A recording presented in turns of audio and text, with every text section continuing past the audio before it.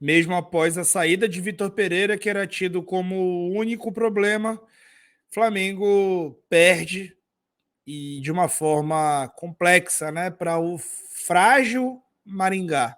O Maringá é uma equipe jovem da Série D de dado do Campeonato Brasileiro e o Flamengo com todos os seus titulares jogando da forma como eles queriam, perdeu. Vamos falar sobre esse jogo abordando os aspectos táticos. Sim, todos os jogos têm tática. Por pior que seja a aplicação, é sempre tática. Vamos falar sobre tática sem tatiquez.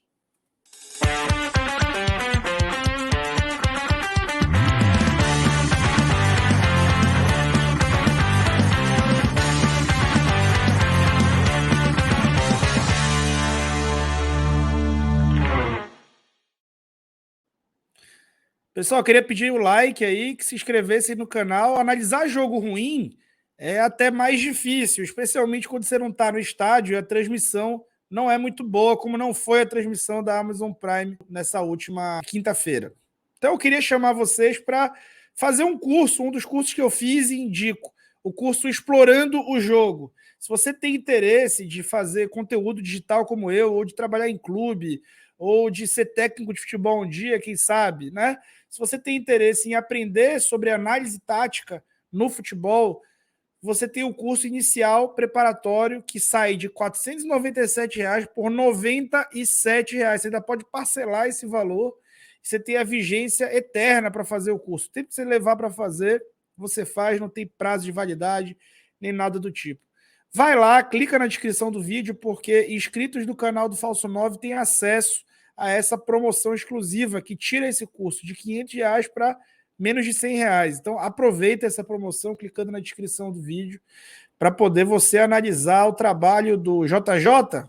Tomara, mas é fato que essa partida tira um pouco do tempo de reação que a diretoria do Flamengo pensava que tinha por uma sequência teoricamente tranquila. Vamos lá analisar os padrões táticos que propõe o Mário Jorge, ou o elenco, ou todo mundo que está aí dando ordem nesse Flamengo de tantos donos, né?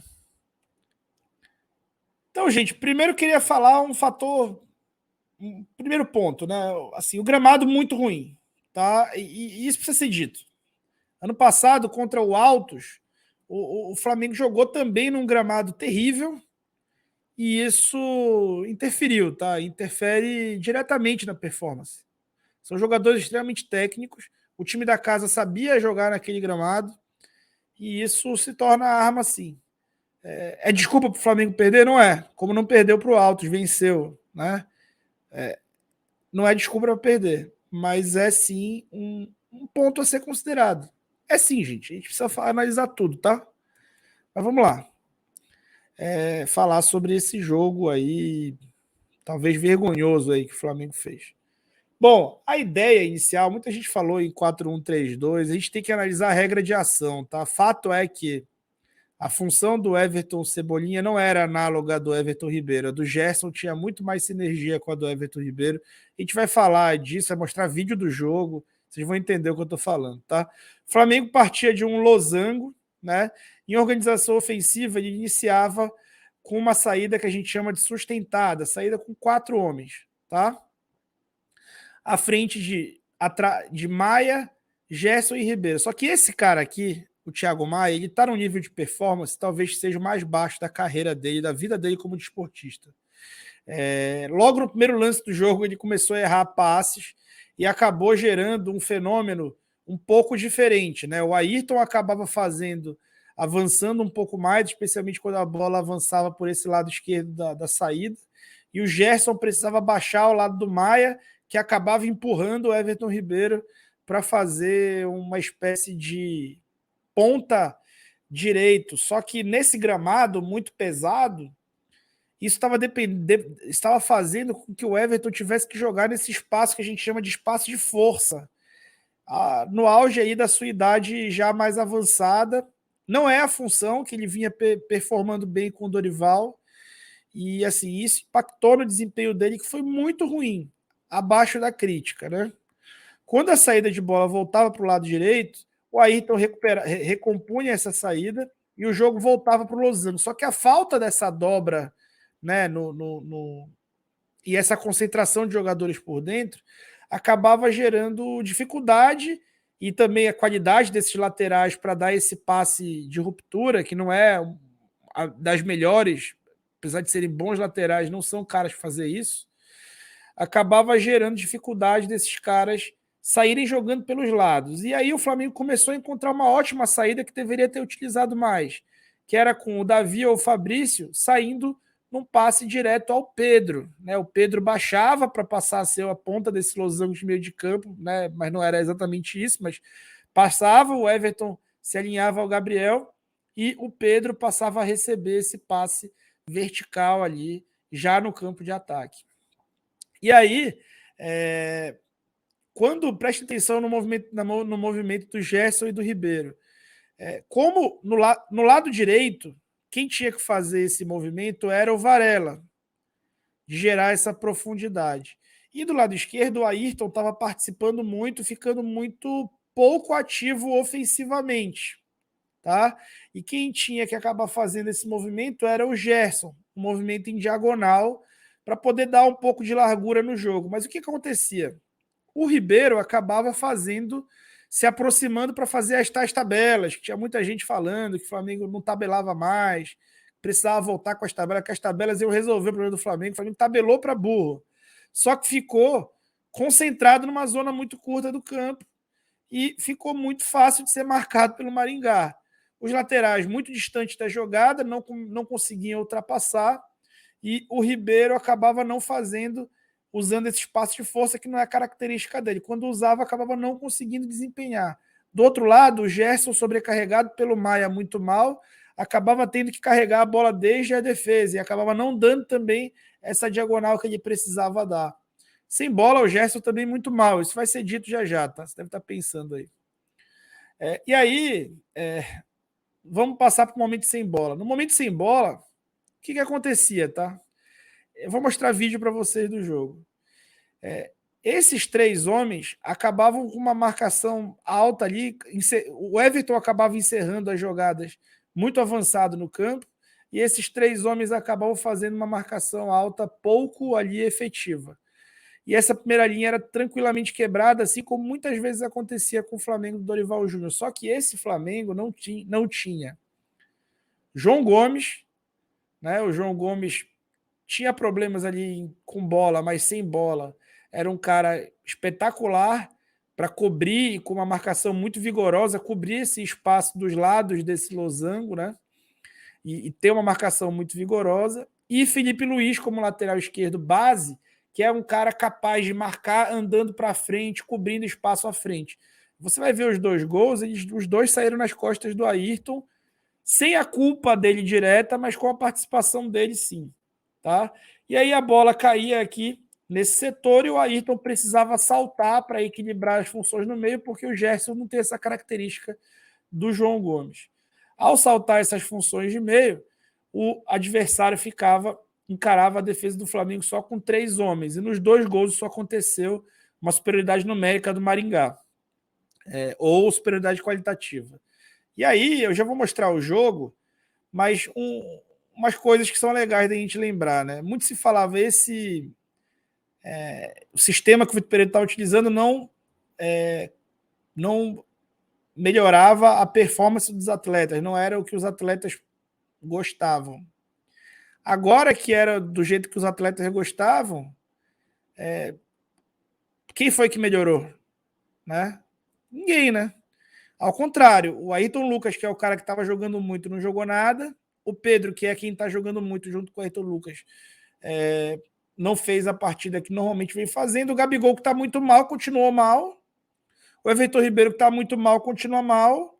E aí, para completar, ele entra com o Losango e entra com o Cebolinha e não com o Matheus França. O Cebolinha é o ponta. Ele pode jogar ali? Pode, mas por que não entrou com o França? Ele entrou com os caras mais pesados do elenco, né? E isso é um elenco sem comando. Mas vamos lá, vamos pro jogo. Bom, aqui um exemplo, né? O Davi sai jogando e olha quem abre, né? O Cebolinha tá aqui baixando por dentro como meia e o Pedro é quem abre para fazer essa recepção, né? E logo em seguida, o Cebolinha vai se alinhar ao Gabigol, né? E ó, o Pedro é quem está armando nesse momento. Aqui de novo a jogada. E o Pedro é quem está armando. Um ponto aqui para falar. O Gabi até faz esse giro e tudo mais. Agora um ponto para falar. O Everton aqui no espaço de força, né? Vocês vão entender o que eu estou falando. Ali ainda nem era, né? Mas vão entender o que eu estou falando. Vamos para o primeiro gol do Maringá. Lembra do que eu mostrei para vocês das bordas desse losango defensivamente? Aqui tá, a primeira linha batida, tem até o Everton fora, o Flamengo muito espaçado, praticamente com uma zona com 4 homens e outra zona com 6 homens. O Ayrton Lucas sobe para compensar a marcação, a bola passa nas costas dele e vocês vão ver o buraco na defesa do Flamengo. Vamos lá. Jogadores do Maringá. 1, 2, 3, 4. Do outro lado, completamente livre. Jogadores do Flamengo. 1, 2, 3. Superioridade numérica do Maringá. Muito espaço entre os setores. Bora lá. Inversão acontece. O que vai fazer o gol é aqui, ó. É o Davi contra, mas vamos lá. Sai da cabeçada. A zaga balança e bola cruzada no segundo pau. Gol contra do Davi Luiz. Segundo gol, tem muita coisa parecida. Nós vamos chegar nele. Aqui, de novo, mostrando exemplo. Flamengo conseguindo sair com o Pedro direto, que é o caminho das pedras, era o caminho das pedras. Cebolinha recebe na ponta, mas você vai ver que ele vai arrastar e não vai ter ultrapassagem. Recebe na ponta, sem ultrapassagem. Baixa. Jogada recomeça, ó, o Ayrton se junta à saída de bola. Vejam que vai partir em diagonal aqui. Gerson vai partir em diagonal. Passe errado. O Flamengo perde a posse de bola. Momento defensivo. Adivinha que lance é esse? Momento defensivo. O Flamengo está com 4 homens aqui para, teoricamente, marcar a saída de bola do Maringá. Só que o Pedro ele tem que estar marcando esse homem, a linha de passe e o marcador dele. Ele está aqui dividindo referência. O Cebolinha tinha que estar muito mais próximo do homem da bola, fechando a linha de passe. E nesse contexto, o Gabriel não podia estar nesse homem. Ele tinha que ter baixado no homem livre. Gerson e Maia estão ali nos dele. E o Ribeiro está perdido, tá? Aqui nesse lance. Ele precisa recompor na linha de meio para marcar aqui e deixar o Maia sobrando. Vamos lá. Cebolinha não se aproxima, o Pedro perde o contato, né? Abre mais a linha de passe, né? O Gabriel não recompõe e a bola já veio para dentro. Pedro e Gabriel estão passivos no lance, Cebolinha passivo no lance, Everton Ribeiro volta devagar, né? Olha o que está acontecendo. O que já aconteceu aqui? Thiago Maia saltou, tem 2 homens nas costas. A bola, o Ayrton Lucas saltou, mas não reduziu o espaço do recebedor antes da bola ser passada. Perceba como o jogador já está pronto para passar, tem que reduzir esse espaço antes que ele receba. O Ayrton não reduz, e esse cara e o Gerson continua tendo que observar a jogada e dividir referência com o lance. Bora lá. Agora o jogador recebe e o outro vai fazer a ultrapassagem. Quando ele faz a ultrapassagem, o Ayrton decide fazer a entrega, né? Ele vai entregar esse jogador aqui para o Gerson e vai acompanhar a ultrapassagem dele. Enquanto isso, o cara que estava nas costas do Gerson já vai embora para o Davi Luiz, tá? Já começa a atrair a atenção do Davi, que salta a pressão lá defensivamente para pegar ele. E aí o que vai acontecer? O cara, o homem da bola, está totalmente sem marcação. O Cebolinha agora começa a voltar. O Gabigol está reclamando aqui, sendo que ele não fez nada no lance. E o Pedro continua parado. Everton Ribeiro agora chegou próximo da marcação. Vamos lá. O passe entra. o Davi é quem aparece como errado no lance, né? Mas ele foi totalmente vendido pela abordagem dos companheiros desde o ataque. Né? Então vou botar de novo aqui o lance. Percebam como o cara já assumiu as costas do Gerson e o passe vai acontecer. Ó. Então, assim, tem culpa de muita gente, tá? Tem culpa de muita gente. E os jogadores são parte do problema. Era para os Coringas jogarem como gostavam? Gente, o ambiente profissional precisa de ordem. O Flamengo precisa de ordem. E eu não estou falando no sentido militaresco. O Flamengo precisa, sim, do Jorge Jesus. Mas se o Jorge Jesus não puder vir agora, não vai dar para segurar com o Mário Jorge. Tá? E não é por causa dessa derrota que eu falo isso, eu já vinha falando. Ele precisa de um treinador ali, um cara que possa tocar 50 dias, um cara de trabalhos já, talvez, de Série A. Né? Eu penso aqui no nome do Barroca, por exemplo, que é um cara que começa bem os trabalhos e depois acaba sendo vítima do próprio sucesso. Um cara que tenha ideias, que tenha noção do que está fazendo em termos de time profissional. O Mário Jorge é uma vítima, porque ele acaba sendo também parte dessa estrutura viciada, que é o futebol profissional do Flamengo. O futebol do Flamengo, o departamento de futebol do Flamengo. Então, assim, o Mário Jorge não vai escalar o time com outros caras. Né? Ele vai fazer a vontade ali dos medalhões do grupo. E assim, está muito provado que esses medalhões não jogam sozinhos.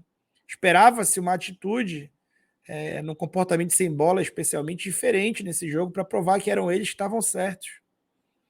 E nem isso mais aconteceu. A cada ano parece que isso se repete. Então é uma utopia achar que dá para tocar e ir tocando, esperando o JJ indiscriminadamente. Acho que dá para esperar o JJ? Acho.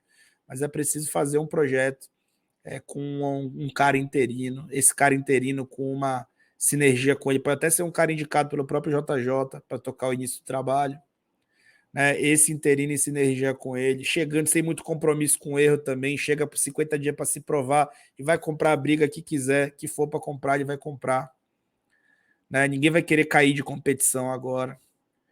Então, é um momento para contratar alguém urgente. Tá? O Flamengo muito desordenado, descoordenado, tentou reativar uma estrutura de time que o Dorival tinha, mas o Dorival aí sim, as características de jogador que ele tinha para fazer esse sistema eram muito diferentes, né, do que acho que o Mário Jorge hoje tem ou o que quer que chegue. Assim como o JJ vai chegar e o 4-1-3-2 dele não vai ser com os mesmos atletas que eram em 2019. Porque esses caras não vão conseguir fazer a pressão alta que ele precisava fazer, ou então vão ter que mudar muito fisicamente para dar conta disso aí. Tá bom? Então, assim, a situação do Flamengo ela é grave, muito grave. E não é através do que já está dentro do clube que isso vai ser resolvido. Precisa vir alguém de fora. Lembrando a vocês de que você pode fazer análises melhores do que essa, inclusive se você não concordar comigo, aprendendo aí, começando a aprender pelo Explorando o Jogo. Aproveita aí essa promoção de R$500 por 97. O professor Rafa Scout vai estar lá te dando as aulas. Você vai aprender muito no Explorando o Jogo, clicando na descrição do vídeo. Também queria oferecer o clube de membros do canal. Membros do canal do Falso 9 têm acesso ao Telegram do canal, onde eu faço comentários táticos durante todos os jogos do Flamengo. Então, todos os jogos do Flamengo eu estou lá fazendo comentários táticos por áudio de Telegram. R$5 por mês para você ser membro do canal. Você pode pagar outros valores que me ajudam mais também. E acho que é um investimento bom para você. Eu tento dar uma contrapartida. Membros do canal também influenciam nas pautas dos vídeos e tudo mais. Tá bom? Então, peço isso para você e você decide aí se pode me atender. Tá bom? Então eu vou nessa e se inscreve no canal.